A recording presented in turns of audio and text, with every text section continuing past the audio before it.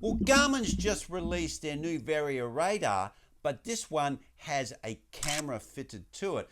So what it basically is, it gives you visual recording of the events, plus also you can see any vehicles coming up behind you in real time.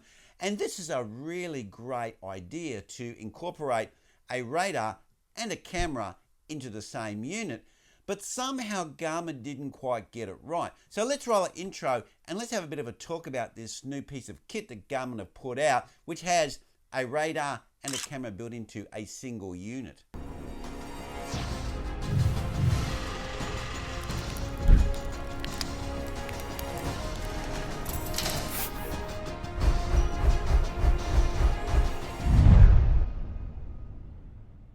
Now, Garmin started off in the radar world with buying a Kickstarter company that came up with a radar. And this radar was basically a little square one, and you can see it here.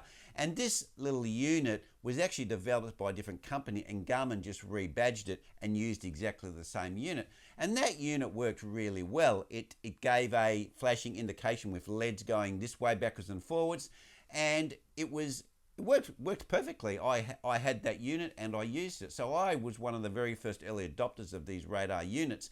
The only disadvantage with this unit is the lights on it were pretty dull. I think they were like 10 or 15 lumens, very, very low. But they did actually move in and out as the car came closer to try and indicate. But of course, in the daylight, cars probably couldn't see that. So that's how Garmin got into the radar unit market, by actually buying out another company.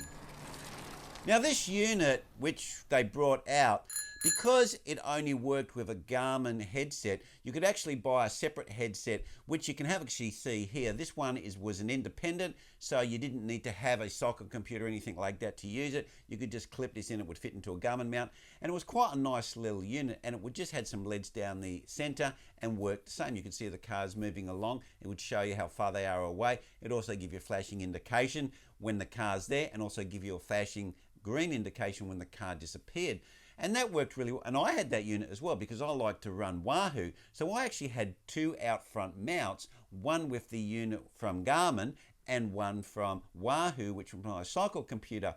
And then Garmin allowed all of these other companies use the software that related to the radar. So you could now run your radar units in all of these other brands. And now the Hammerhead support it, the Brighton support it as far as I'm aware, and also Wahoo support it. So now the software is available for them to actually censor the information from your radar and display it on your computer headset. And it worked absolutely fantastic. It was the most reliable and most bug-free unit you could buy from Garmin.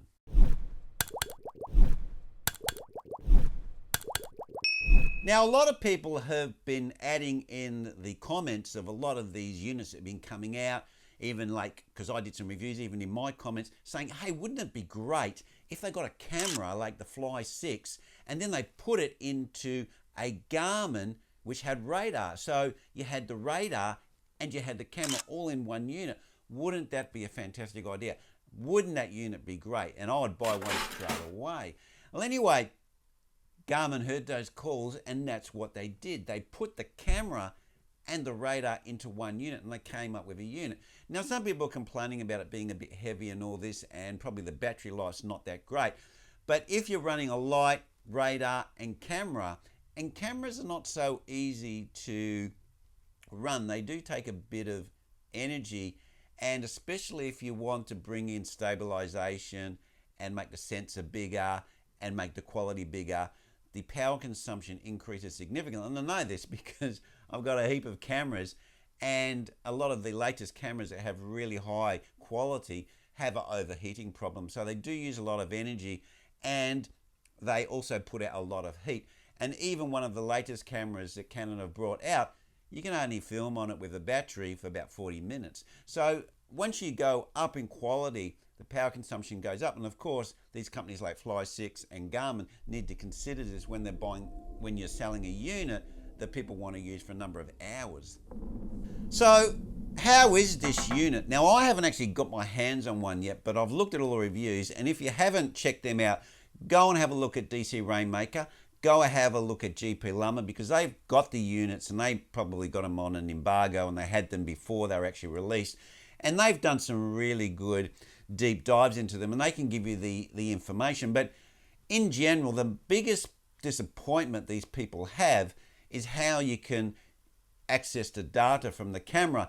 And the camera also really is probably not that good a quality enough to get number plates in a number of situations if it's getting a bit dark, which is like GoPros, they suffer when the light drops. And when you have those very small sensors, that's the problem with them. They don't work great in low light situations. And of course, you know, you could be riding at night, have an accident, and then your camera on that Garmin unit is pretty much useless because you're not going to be able to pick up the number if the car nicked off. So that's one of the biggest disadvantages. And the other problem they had is the way the file management works. They're all done in 30-second blocks. So you get hundreds of files when you go for a ride. And what Garmin has done to manage that is if you have an accident, because it's got an inertia switch in it, so if your bike falls down, then it tags that file where you got hit and the bike falls down, so you can find it very quickly. And that's probably okay if you're trying to retrieve the information from an accident. Well, let's be real, we want to avoid the accidents, and hopefully the radar has allowed us to do that, which is in the unit. And that would be a rare occurrence that we would use it in that application, even though that's the design criteria of the camera being in the radar unit. But just say you wanted to use it because your mate did a silly thing and he fell off, or there was some carries on behind you when you was in your group ride and you wanted to go through and have a look and find that data. Well, that could be actually very, very difficult if you wanted to make a meme or something and put it up on Facebook or TikTok or something like that, and you wanted to use it kind of as a mini action camera, but obviously it's not going to be as good as a GoPro or an Osmos or any of those other dedicated action cameras, but enough to see some funny situation that may happen behind you. Well, in that case, the files become very, very difficult to sort, and they take a long time to download and they take a long time to upload on your phone, so you can actually see the head to see the picture of what that section is. And then you've got to open it, have a look at it and go, oh no, this is not the one, close it down, look at the next one, look at the next one, oh, this is the one. And of course, half an hour later, you find the right clip and you just go, oh man, this is painful, just trying to find a clip that I just want to send to my mate for a bit of a laugh.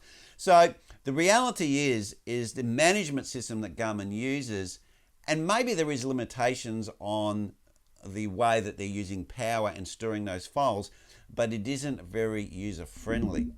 So in conclusion, the radar unit and everything is still the same and works the same, and that unit is bulletproof, fantastic unit. I've been using one for well over 5 years. I've had them for years using these units and they are really good. The only thing is my last one just died, which it wouldn't actually die, but the button kept playing up and it kept turning off half mid-ride. So it was unreliable for me to use. So I've just bought a new one, and the one without the light. And that one, again, works absolutely fantastic. But as far as this new unit goes, which is the addition of the camera, which is the premium price, and it's quite expensive. I think it's around about $400 US, and that's quite a lot of money for a light that you put on the back of your bike. Okay, it has some other great features, but it's an expensive light. And I think where Garmin have really kind of killed the unit, the camera, not so much that, well, the camera, yes, the camera doesn't really perform well enough to pick up the number plates on the cars. And it does sometimes, it doesn't other times, depending on the situation, the light, and if the sun's behind the car and so forth. And also at night time, if you're running at night time, it's definitely not going to pick up the number plates because it's a small camera and they suffer in low light. So that's a bigger disadvantage. And apart from that, the file management is horrendously awkward to use. So that's probably something Garmin could fix up pretty easily. But the camera, which is a hardware, is going to be a difficult situation. My suggestion to that would be, because I understand with these type of units, you've got a number of limitations. You've got power limitation, and you want to keep them small, and you want to keep them light.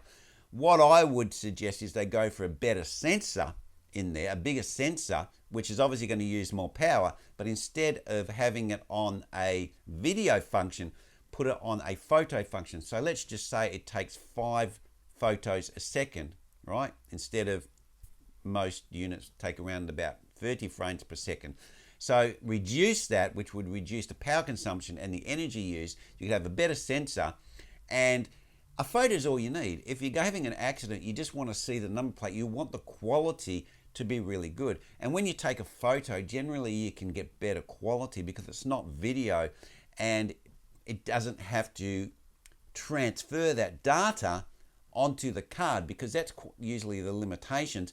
You've got to have a processor, and what you need to understand as well is the picture coming off the sensor is not raw. It actually gets changed, it gets compressed, usually an MP3 file, and then it gets baked with the color and everything like that, and the clarity and the sharpness is all baked into that raw photo. Then it's saved, and that takes processing.